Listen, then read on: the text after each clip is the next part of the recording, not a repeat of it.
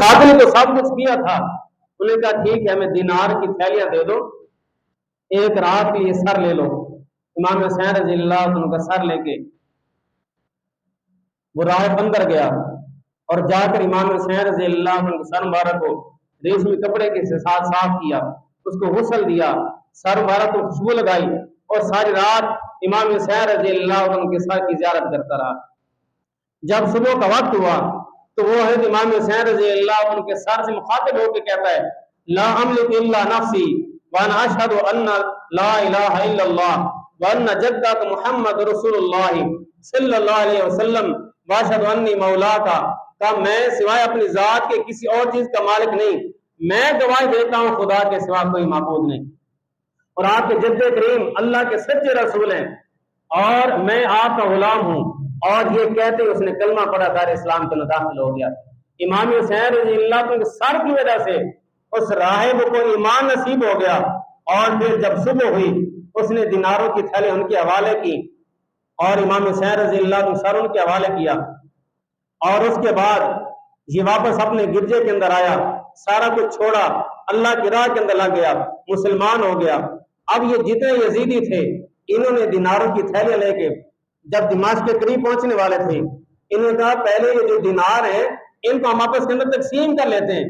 جب تقسیم کرنے کے لیے بیٹھے, جب تھیلی دیناروں کی کھولی تو دیکھا وہاں پر دینار نہیں بلکہ دینار ٹھیک نہیں کے نہ تبدیل ہو چکے ہیں.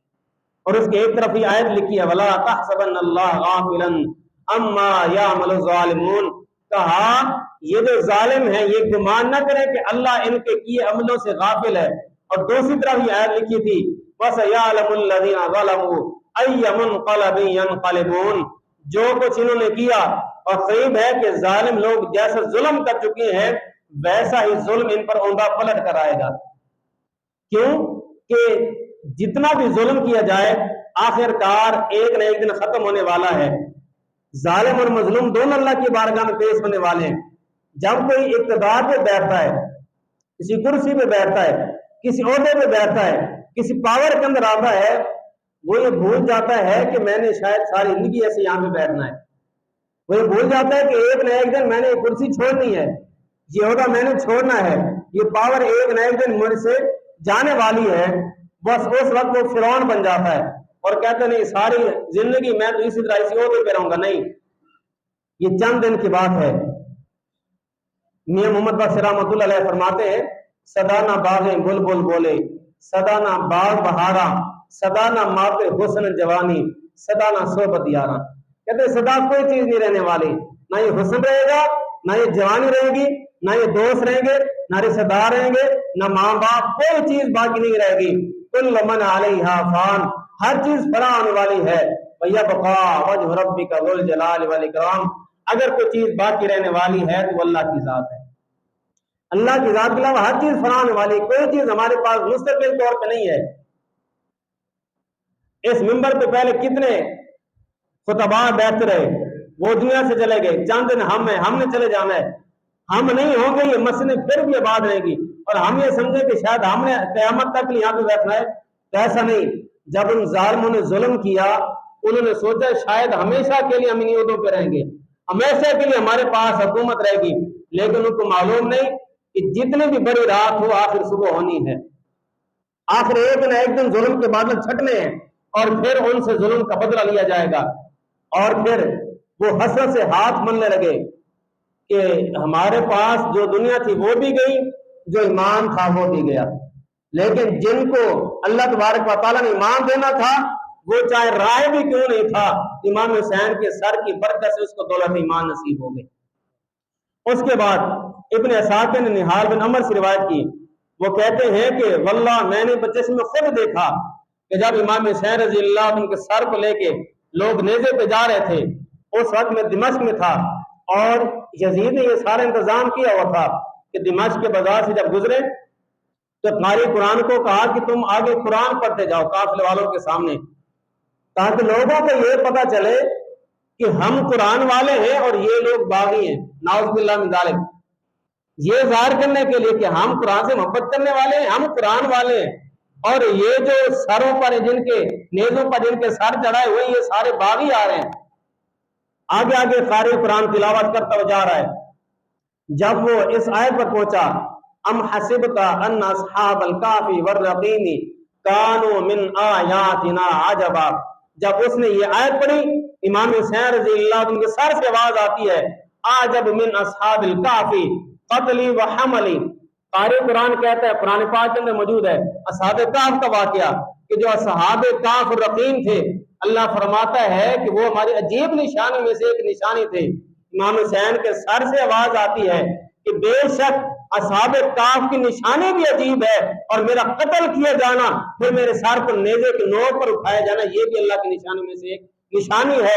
اور میرا واقعہ ان سے واقعے سے عجیب تر ہے، ان کے واقعے سے عجیب تر ہے کہ وہ تو غار کے اندر پناہ لے لیتے ہیں اور کئی سو سال تک اللہ شافمت سلاسین میت سین وزداد تسعہ، وہ 309 سال تک وہ غار کے اندر آرام کرتے رہے اور پھر دوبارہ اٹھ گئے.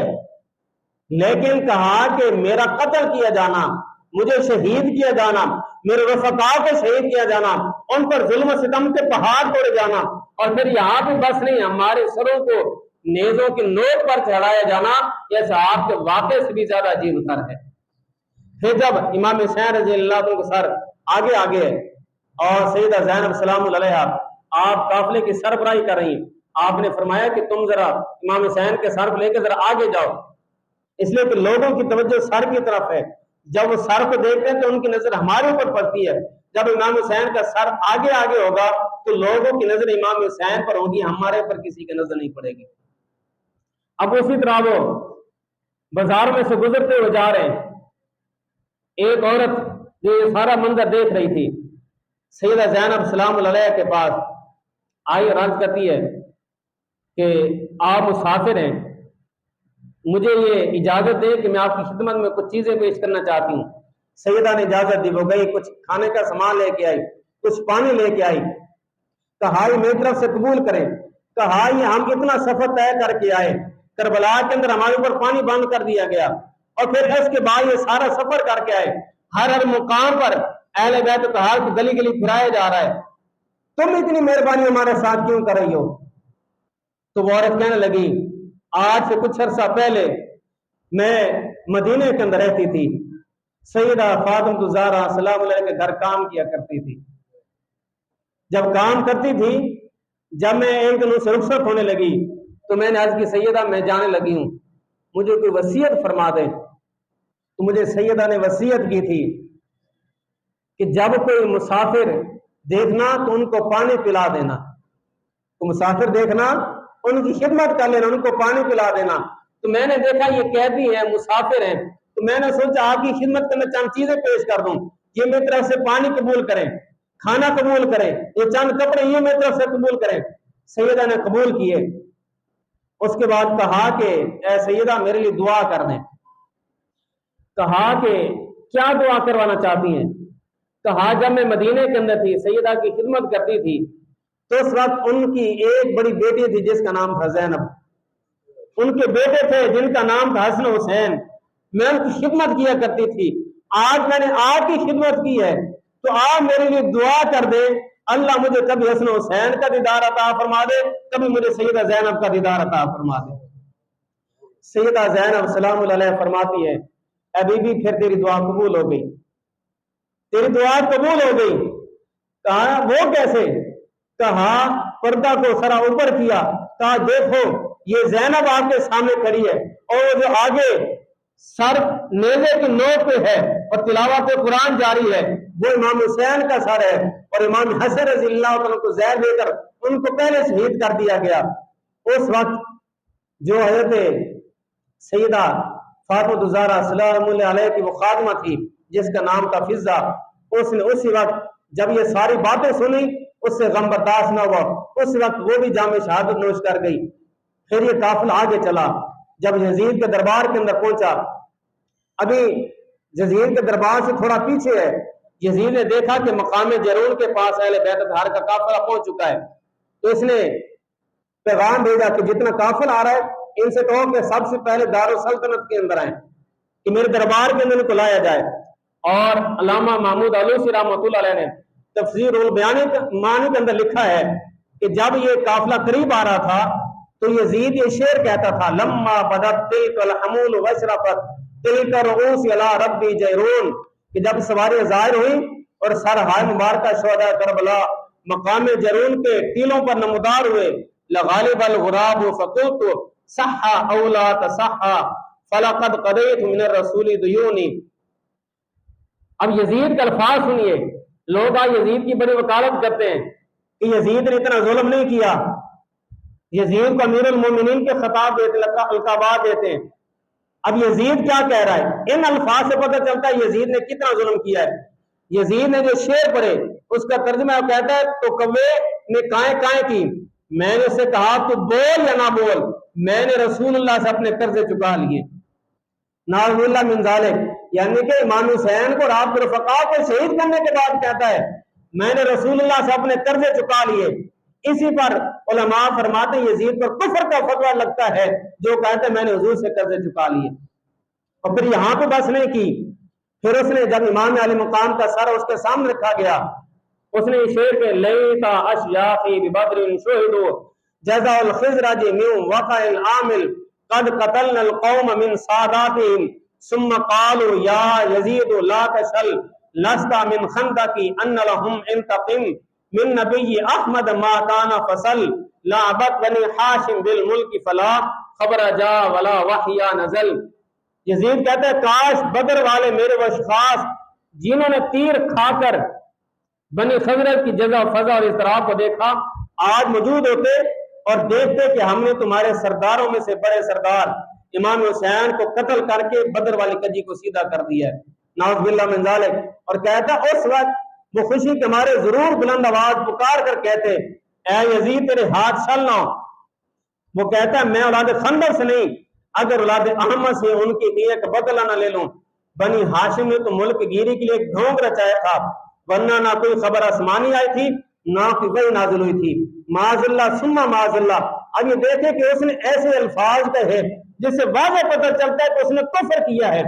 وہ کہتا ہے کہ میں نے بدر والی کجی کو سیدھا کر دیا ہے کہ ہمارے بڑے بدر کے اندر رسول اللہ نے اور ان کے صحاب نے مارے تھے، آج میں نے امام حسین کو شہید کر کے آپ کے اصحاب اور رفقاء کو شہید کر کے میں نے حضور سن کے کیے کا بدلہ لے لیا ہے۔ نعوذ باللہ من ذالک۔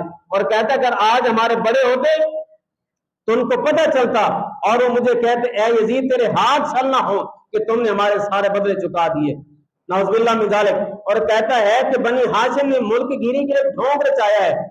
کیا تکریم علیہ السلام نے جو اعلان نبوت کیا ہے اور اتنے علاقے فتح کیے ہیں، کہا یہ ملک گیری کے لیے صرف ایک ڈھونگ رچایا تھا، ورنہ نہ تو ان پر کوئی آسمانی وحی نازل ہوتی تھی نہ کوئی آسمانی خبر آتی تھی۔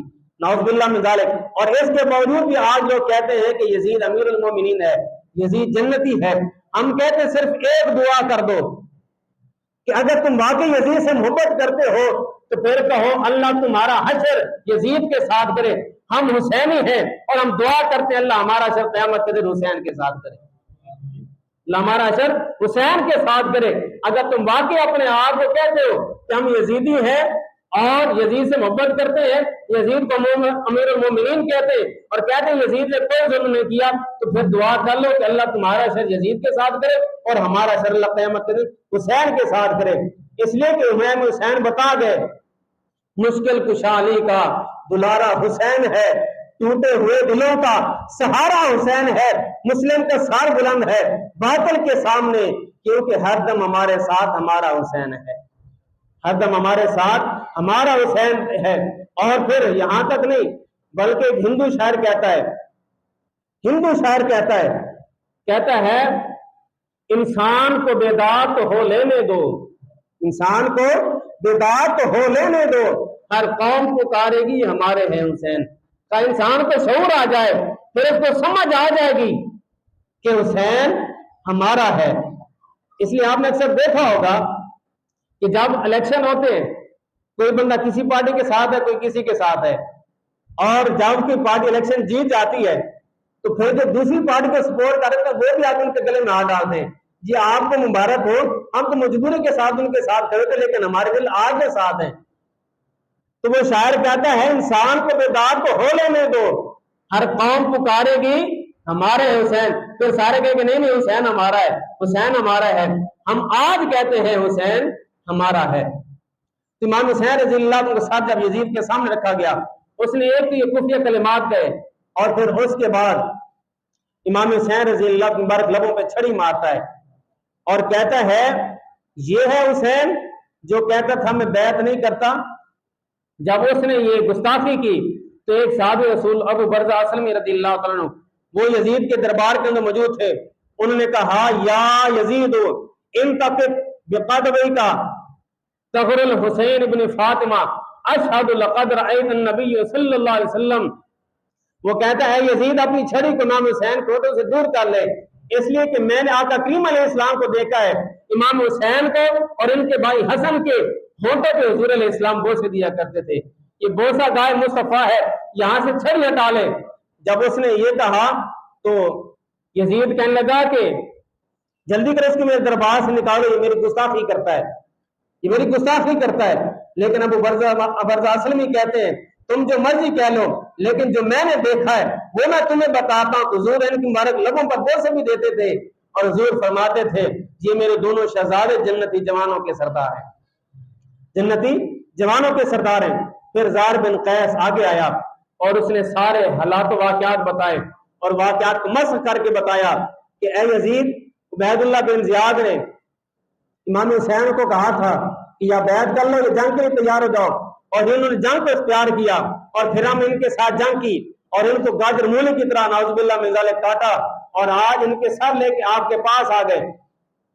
जब इमाम हुसैन रज़ी अल्लाह अन्हु का सर उनके सामने पड़ा है और यजीद इस तरह की गुस्ताखियां करता है तो अबू बरज़ा असलमी रज़ी अल्लाह अन्हु के वहां से चले जाते हैं और यजीद वहां पे बैठ के कहता है कि अब बताओ किसने हुसैन को कत्ल किया है। जब इमाम ज़ैनुल आबिदीन रज़ियल्लाहु अन्हु मौजूद हैं, सैयदा ज़ैनब सलामुल्लाह अलैहा आप वहां पे मौजूद हैं, सैयदा ज़ैनब सलामुल्लाह अलैहा आप दरबार यजीद के अंदर खताब करती हैं। आप फरमाती व तुइज़्ज़ु मन तशा व तुज़िल्लु मन तशा, अल्लाह है जिसको चाहता है इज्जत देता है, जिसको चाहता है जिल्लत देता है। तो यजीद कहने लगा देखो अल्लाह ने हमें इज्जत दी है और नाउज़ुबिल्लाह मिन ज़ालिक तुम्हारे भाई को जिल्लत दी है। सैयदा ज़ैनब सलामुल्लाह अलैहा फरमाती है कि देखो आज बेशक तुमने इमाम हुसैन को शहीद किया, उनके रफ़क़ा को शहीद किया है, अहले बैत इत्तेहाद को गली गली फिराया है, लेकिन देखना क़यामत तक के लिए मेरा तेरा नाम लेने वाला कोई नहीं होगा और मिंबरों पर खुतबे के अंदर भी इमाम हुसैन का नाम लिया जाता रहेगा, इमाम हुसैन का नाम लिया जाता रहेगा। सैयदा ज़ैनब सलामुल्लाह अलैहा जब यजीद के दरबार के अंदर खिताब करती हैं तो इस तरह मालूम होता है जिब्रील अमी बोल रहे हो जैसे, जिब्रील अमी बोल रहे हो जैसे, हिकमत के मोती रो रहे हो जैसे। दरबार दिमश्क में सैयदा ज़ैनब का खिताब मिंबर पर अली बोल रहे हो जैसे, मिंबर पर अली बोल रहे हो जैसे सैयदा ज़ैनब ने यह खिताब किया। फिर यजीद कहता है बताओ किसने इमाम हुसैन रज़ी अल्लाह अन्हु शहीद किया। उसने जितने भी उसके साथ थे हर एक ने अपनी अपनी बातें की। एक कहता है जी मैंने कत्ल नहीं किया, जितने भी वहां पे थे, एक है सन्नान बिन अनस नखी, दूसरा शिमत जिलजोशन और जितने भी सारे वहां पे मौजूद थे। फिर कोई कहता है कि मैंने कत्ल नहीं किया। सन्नान बिन अनस से पूछा तुमने कत्ल किया? वो कहता है जी मैंने तो कत्ल नहीं किया। उसने कहा तुमने कत्ल नहीं किया तो फिर किसने किया है? उसने कहा कि ये मुस्बत बिन रबी ने कत्ल किया होगा। वो मुस्बत बिन रबी से पूछा क्या तुमने कत्ल किया है? उसने कहा मैंने इनको कत्ल क्यों करना था, इनको शिमत जिलजोशन ने कत्ल किया होगा। शिमत जिलजोशन से पूछा तुमने कत्ल किया? उसने कहा जी मैंने कत्ल नहीं किया, ये कैस से पूछो। कैस बिन अशद से कहा कि तुमने कत्ल किया है? उसने कहा अगर जान की अमान हो तो फिर मैं कुछ बात करूं। उसने कहा जान की अमान है, बताओ किसने कत्ल किया है? कैस बिन अशद कहने लगा कि इनको कत्ल नहीं किया मगर उसने जिसने जंग का अलम बुलंद किया, यानी कि जिसने जंग का ऐलान किया है उसने इनको कत्ल किया है। और जिसने लश्कर पर लश्कर रवाना किए, यजीद ने कहा वो कौन है? कैस ने कहा क्या तुमको उसका पता नहीं है? यानी अभी हमारे सामने डोंगरे जा रहे हो, इसको कत्ल उसने किया है जिसकी हुकूमत को खतरा था, जिसकी हुकूमत को खतरा था, इनको कत्ल उसने किया है। तुमने उबैदुल्लाह बिन ज़ियाद को मूसल से बुला के कूफे का गवर्नर बनाया है और फिर तुमने जितने भी बड़े बड़े थे, शिमर बिन जोशन को, सनान बिन अनस नफी को, अमर बिन साद को तुमने लश्कर दे दे के रवाना किया है कि जाओ उबैदुल्लाह बिन ज़ियाद के साथ, जाओ उबैदुल्लाह बिन ज़ियाद के साथ मिलके इमाम हुसैन के साथ जंग करो। तो इनको किसी और ने कत्ल नहीं किया यजीद, ये तुमने खुद ने किया है, ये तुमने खुद ने किया है। लिहाजा किसी और पर बात डालने के बजाय अपने आप पे लो। और फिर इसने और ऊपर से वार करते हुए कहा, अल्लाह इब्ने मरजाना यानी उबैदुल्लाह बिन ज़ियाद को गारत करे, अगर इमाम हुसैन रज़ी अल्लाह अन्हु को मेरे पास आने देता तो मैं इनके साथ ये सलूक ना करता, मैं इनको कह देता, चाहे मेरी जिल्लत के अंदर इजाफा होता, लेकिन ये है कि मैं इनको अपने पास रखता, उनकी इज्जत करता। ऐसे लोग कहते हैं कि यजीद जो है इमाम हुसैन के कत्ल से बरी है, लेकिन कातिल की निदामत वो कभी भी मकदूल के कत्ल को धो नहीं सकती। उसका जो खून उनके जिस्म पर और उनके दामन पर लग चुका है, अगर जितनी मर्जी निदामत के इजहार करे, कभी इनके दामन से वो दाग धुल नहीं सकता, क्योंकि ये काम यजीद ने खुद किया है। अगर यहाँ पे बस हो जाती तो समझ आती थी, लेकिन यजीद ने यहाँ पे बस नहीं की। फिर इसके बाद इसने मदीना वालों पर कितना जुल्म किया। 3 दिन तक मदीना वालों को उन पर हलाल कर दिया यजीदियों पर कि तुम उनके साथ जो मर्जी करो। एक एक घर के अंदर जाते हैं, जाके वहां पे उनका सारा सामान होते हैं, कईयों को कत्ल करते हैं। हज़रत सईद बिन अल मुसय्यब रज़ियल्लाहु अन्हु ये नबीना थे, कहते हैं कि हुजूर अलैहिस्सलाम की मस्जिद नबी के अंदर 3 दिन तक लगातार ना अजान हुई, ना इकामत हुई, ना नमाज हुई। कहते मैं नबीना था, मुझे उन्होंने कुछ नहीं कहा, लेकिन चूंकि मैं नबीना था मुझे वक्त का पता नहीं चलता था, तो मैं हैरान और परेशान लगा कि किस तरीके से मुझे नमाज का पता चलेगा कि नमाज का वक्त हो गया है। कहते मैं हुजूर की कब्र अनवर के पास चला जाता, हुजूर की कब्र से अजान की भी आवाज आती थी और तकबीर की भी आवाज आती थी, अजान की भी आवाज आती, तकबीर की आवाज आती, मुझे पता चल जाता कि नमाज वक्त हो चुका है। फिर ये मक्का के अंदर चला गया यजीद, वहां पे जाके मक्का वालों को उनको शहीद किया और फिर आग के गोले खाना काबा पे बरसाए, खाना काबा का गिलाफ जल गया। और इतना जुल्म सितम करने के बाद जब इसको मर्ज कुलंज हुआ और मर्ज कुलंज की वजह से इससे बदबू आने लगी और लोग इससे दूर होने लगे और वहीं पे उसी मर्ज की वजह से वहीं पे मर गया। फिर उसके बाद हज़रत अब्दुल्लाह बिन ज़ुबैर रज़ियल्लाहु अन्हु खिलाफत का ऐलान किया। अब इससे पता चलता है अगर उसने वाकई इस पर नदामत होता इमाम हुसैन की शहादत पर, तो ये इतने जुल्म सितम न करता। ये जुल्म सितम करना इस बात की अक्कासी करता है कि यजीद ने जानबूझकर इमाम हुसैन रज़ियल्लाहु अन्हु को शहीद किया है। और फिर जिन्होंने इमाम हुसैन और आपके रफ़क़ा को शहीद किया उनके साथ जो जो हुआ है, अल्लाह शाफ़मत वसयअलमुल्लज़ीना ज़लमू अय्यमुनक़लबिन यनक़लिबून, ये जिन्होंने जो कुछ जुल्म किया है अनकरीब इन पर इसी तरह जुल्म होने वाला है। यजीद इस तरह मर गया, आज जहां पर इसकी कब्र है वहां पर शीशे का कारखाना है, सुबह शाम वहां पर आग जलती है, दुनिया के अंदर भी इसकी कब्र पे आग जलती है, क़यामत के दिन भी ये आग के अंदर जाएगा। क्यों? इसने इमाम हुसैन रज़ियल्लाहु अन्हु को शहीद किया। उबैदुल्लाह बिन ज़ियाद जिसने ये सारी फौज लेके मैदान करबला के इमाम हुसैन को शहीद किया, अगर इसके बारे में बताऊं तो मुख्तार सक़फ़ी जो मुहिब्ब अहले बैत था, इसने लश्कर तैयार किया और इब्राहिम बिन अल असद को भेजा कि जाओ मूसल के अंदर जाकर उबैदुल्लाह बिन ज़ियाद से जंग करो। इब्राहिम बिन अल असद 20,000 का लश्कर लेकर उबैदुल्लाह बिन ज़ियाद के साथ जंग करने के लिए मूसल के करीब पहुंचे और जहां पे दरियाए फुरात है, जहां पर वाक़या करबला हुआ, ऐन उसके करीब वहां भी जंग हुई। 20,000 का लश्कर इब्राहिम बिन अल असद के साथ है और 30,000 का लश्कर उबैदुल्लाह बिन ज़ियाद के साथ है। और इस कदर जंग हुई कि इस कदर तलवारें आपस के अंदर टकराती थी, ये जंग का मैदान नहीं बल्कि लोहारों का बाजार मालूम होता था। इस कदर जो है वो तलवारों की आवाज आती थी।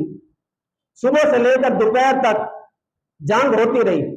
जब जंग को हजरत इब्राहिम बिन अल-असद ने देखा कि नमाज का वक्त हो चुका है, इसने अपने जितने भी साथी ने कहा जल्दी करो, वुजू करो, नमाज का वक्त हो रहा है। नमाज पढ़ने के बाद दोबारा जंग हुई और जब ये देखा कि जितने भी उबैदुल्लाह बिन ज़ियाद के साथी वो दौड़ रहे, उन्होंने दौड़ते देखा तो फिर कईयों को और को कत्ल किया। अब ये दौड़ के आगे जाने लगे, आगे दरिया फुरात है और पीछे इब्राहिम बिन अल-असद उसके फौजी हैं। अब देखें हम पीछे जाते तो फिर भी मरते, आगे जाते तो फिर भी मरते, तो उन्होंने दरिया के अंदर छलांगे लगाई। इतने जंग के अंदर नहीं मरे जितने दरिया के अंदर गर्क होकर मर गए। उन सब का ये अंजाम हुआ। और इब्राहिम बिन अलस्तर कहने लगा कि जाओ देखो एक शख्स जिसके सर के ऊपर कई खोद उसने पहने हुए और उसके पांव जो है वो मगरब की तरफ है, जाओ जाकर देखो। मुझे ये लगता है कि वो उबैदुल्लाह बिन जियाद है। जब वो वहां पे जाके देखा तो उबैदुल्लाह बिन जियाद मरा पड़ा है। इब्राहिम बिन अलस्तर ने उसका सर उतारा। सर उतारने के बाद इसका सर और इसके साथ जितने और इसके बड़े बड़े साथी थे उनके सारे बोरे के अंदर डाले और मुख्तार सख्ती के दरबार के अंदर वही कूफा है, वही दार सलत है और वो एक तख्त है, वही मुख्तार सख्ती के सामने मेज पड़ा हुआ है। उसी तरह तख्त के अंदर जिस तरह इमाम हुसैन का सर पेश किया गया था मुख्तार सख्ती के सामने, उबैदुल्लाह बिन जियाद का सर भी उसी तरह पेश किया गया। और जिस तरह उबैदुल्लाह बिन जियाद ने इमाम हुसैन की मुबारक लबों पर छड़ी मारी थी और कहा था कि ये है हुसैन जो कहता था मैं बैत नहीं करता, उसी तरह मुख्तार सख्ती के सामने उबैदुल्लाह बिन जियाद का सर पड़ा है।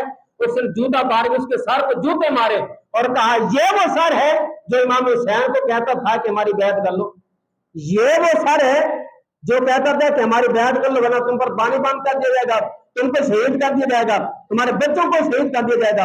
आज तुम्हारे साथ उसी तरह हो रहा है।